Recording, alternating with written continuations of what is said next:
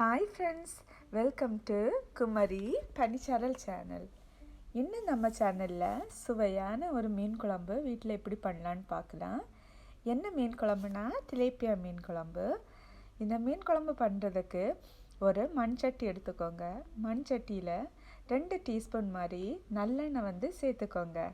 நல்லெண்ணெய் சூடானதும் கொஞ்சமாக கடுகு சேர்த்துக்கோங்க. கடுகு வெடிச்ச அப்புறமா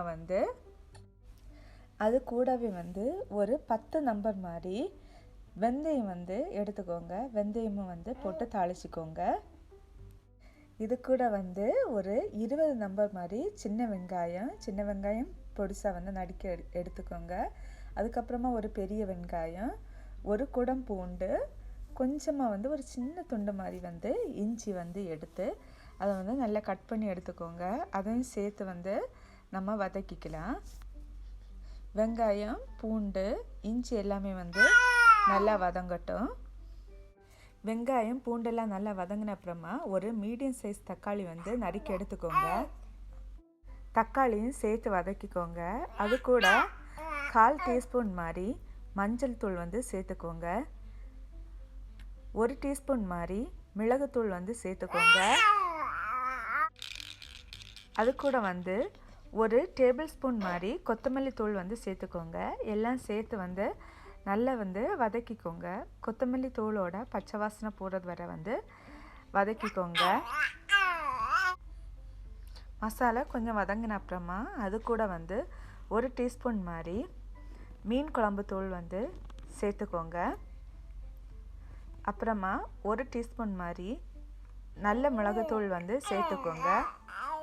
எல்லாமே 1 மினிட் நல்லா ஆயிலே நல்லா வதக்கி விட்டுக்கோங்க.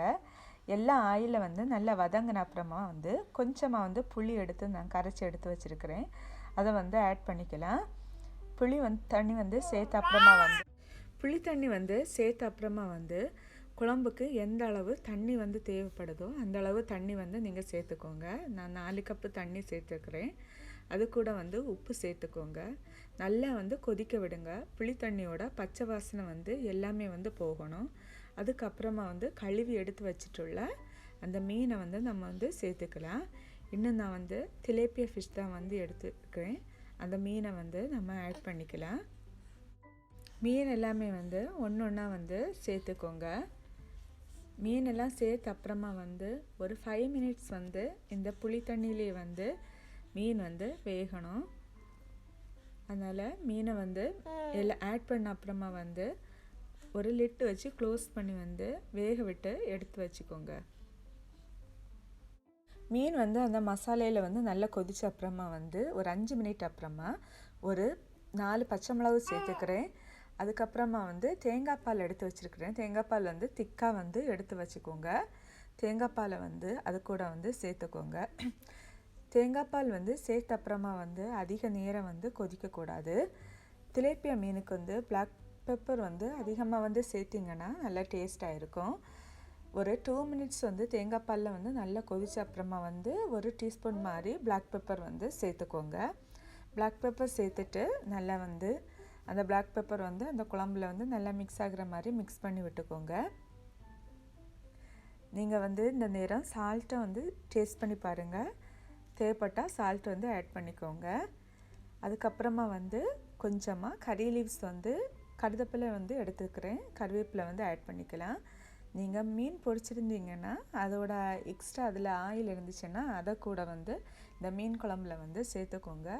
கொஞ்சம் கூட டேஸ்ட்டை கொடுக்கும். சுவையான திலேப்பியா மீன் குழம்பு ரெடி ஆகிடுச்சு. இந்த குழம்பு உங்களுக்கு பிடிச்சிருந்துச்சுன்னா லைக் பண்ணுங்கள் ஃப்ரெண்ட்ஸ். ஷேர் பண்ணுங்கள். சேனலை சப்ஸ்கிரைப் பண்ணுங்கள். தேங்க்யூ ஃபார் வாட்சிங்.